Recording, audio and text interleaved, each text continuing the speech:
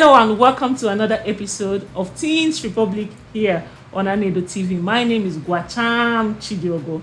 Teens Republic is that show where we get to talk about everything teenagers. We talk about the challenges they face. We answer their question. This is also a show for parents, guardians, and people that work with teenagers and young people because we believe that teenagers, when handed the right tools, will grow up to become responsible adults.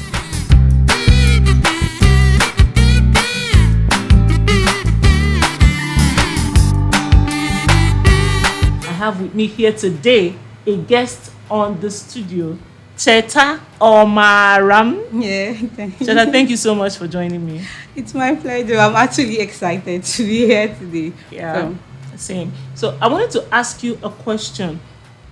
Okay. What made your childhood memorable, your teen age? What are the things your parents did that that you remember till today that has helped you even now that you're an adult? Okay, I think firstly I should give my parents the flowers. Like, if they are 10 good parents, I'm blessed with one. Like, I saw parents who were actually very intentional about their kids. The sacrifice level, top notch. Like, everything they did. My dad, if you know me, you were going to say Cheta is a daddy's girl, fine, but I think that's cool. So my dad, he was very, very intentional about our education. I think there's experience he had while growing up, and the way another woman treated someone else's child, and he told himself, never. If I was going to ever have kids, I will have kids I can take care of. So we just found in our house, and he made sure education, even though we didn't go to the best schools then in Kogi, because I actually grew up in Lokoja, he made provisions for after classes. We rested in between, though classes could close by 1, we take us for lessons by 4. He does this thing every day of his life. And then my mom, on the other hand, she made sure that everything that has to do with morals, we had good backgrounds in it. We go to church. People can arguably say it's not really church, it mustn't be church, but I don't know about any other person. But for me, my mom made sure we attended church activities, like the evening, Anglicans call it ACM, but there in the North Central, we actually had CM. They teach us normal children rhymes. There's this particular one I love so much, and the Tessie does it with, I don't know what they call the card. It's plain, and then you have to recite, my heart is filled with until the Savior. As they turn the color, we see all these things. And I appreciate the fact that I actually had a mom who listens to me. Like growing up, anytime I'm going to fight, yes, at some point, I was in my DS2, DS3, growing in a new school. You know, sometimes some people have a way of making you feel very angry. Mom will be like, "Nki yinikata," like she's saying it in Igbo. "Nki yinikata dikine. That like this one you're wearing short. That means at some point I was shocked the way she noticed. So you know she pays attention. She pays attention, and that is why I keep telling parents that you should pay attention to your child. That was how she was able to note the behavioral changes. So she would know when you are dressed to go for a fight, and she would pay attention to your emotions and notice these things. It really showed she was paying attention to you. Sincerely, she was. Because those days, I sometimes I get shocked. Maybe the way I do things aggressively. And there's another thing I like so much. In my house, you don't ever complain of being the one on the chore. Okay, sorry, we speak Igbo in my house. So I will always use my mom's line, like her exact word. If you ever say, "Mom, your mom wanna say Ferry came away, I've been the one washing plate long." You just dead my mom because you're going to wash that plate for the whole month. So in the house, if there's anything to do, and you're close, you're saying this thing has to be done. If you're close to the chores, just do it. Until it got to the point that she had to split it. Okay, Chukuma, you're the boy, you're doing the morning, Teta, you're the girl, you're doing, like the chores are being splitted, and everybody made sure. I will also mention, at some point, my dad was not with us. He left. But even in his distance, he will always come back, bring out your lesson notes in the middle of the night. Sincerely, Daddy, I'm sorry, but let me just say this.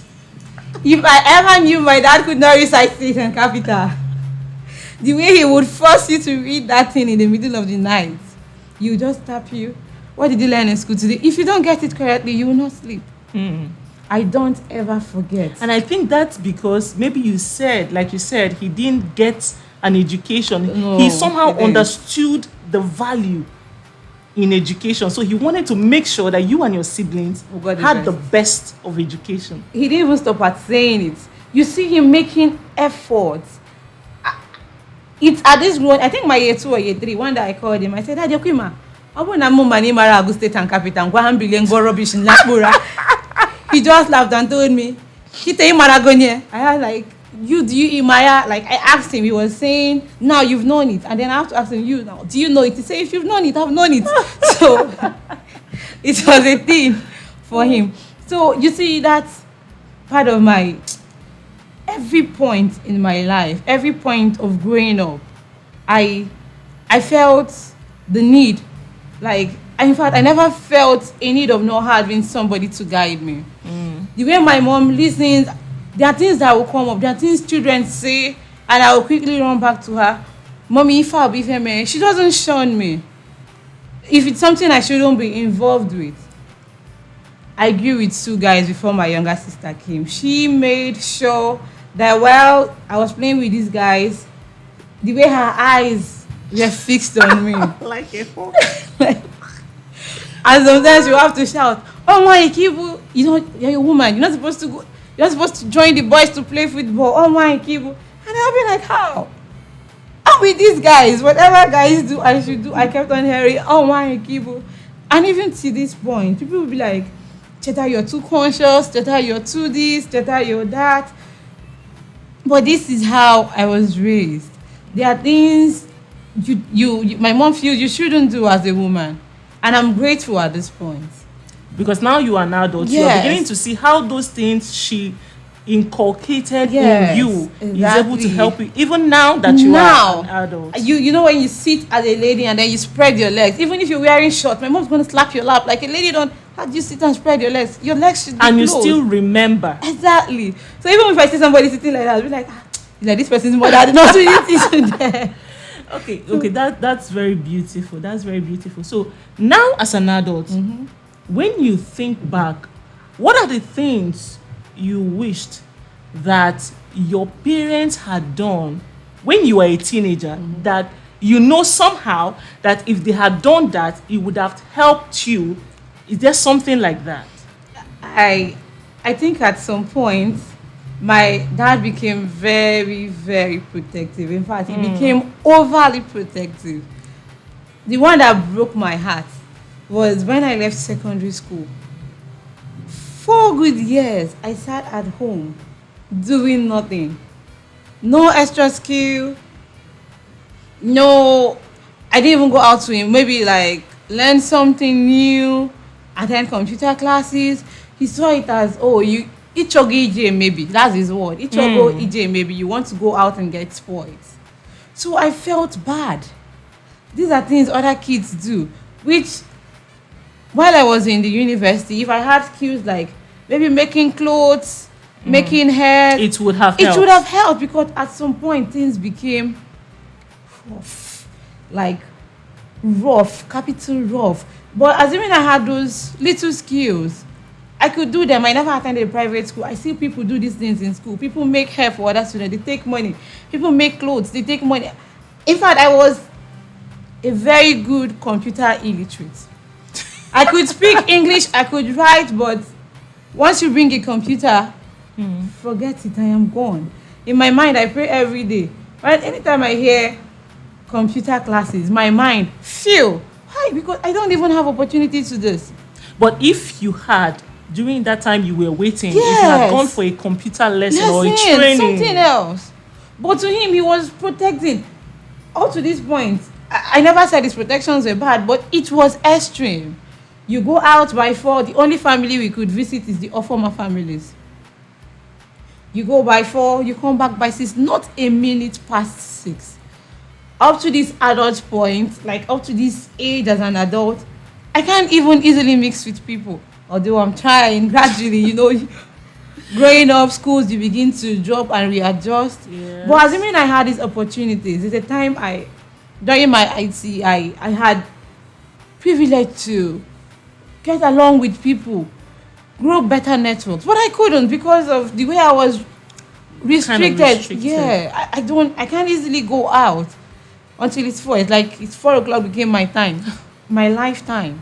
If it is not 4, so all those things, I think if daddy actually had given me the time to grow as a child, like learn other things while he guides, probably I would have gone far. I think it was a thing for me that when I look back, I'll tell myself, in fact, I had to stay 4 years because I had to wait on him. He wanted me to go to Unizik. I stayed with year 1, passed. I didn't get admission in Unizik. Year 2 passed. Year 3, 4 passed. What was his reason? He wanted me to stay close so that Ichogi Jepo, maybe. That was just his only thing, Ichogi Jepo. And then he forgets that it's not about, the background is set already. This child can fly. That at some point Yeah. you just have to let them go. Exactly. But he kept on. I spent 4 good years of my life not getting admission, not learning skills. I regret this thing every day. When he wanted to do it to my younger sister, because of I know how it was, I told him, Chima should get computer training. He said, no, I said, let her pour. Yes, that was how I said it, let her pour. Like, let her pour. Because I saw it as a limitation to myself. Yeah, that's beautiful. Yeah. So these things was this particular part of over restriction was the thing for me. Being overly protective. Wow. Protective, sorry. Wow. was Wow. the thing. That's nice. Thank you so much. My pleasure. Thank you so much. Yeah. And I want to believe the parents out there, you've heard from Cheta. Here in Teens Republic, we are committed to giving you tips and tools that will help you raise your teenager who will become the best version of themselves.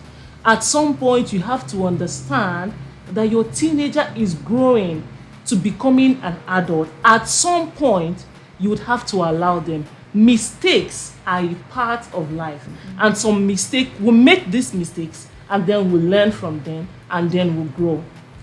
With this, we come to the end of today's episode of Teens Republic here on Nanedo TV. My name is Gwacham Chidiogo. Please make sure to subscribe to our channel and follow us on all our social media platforms.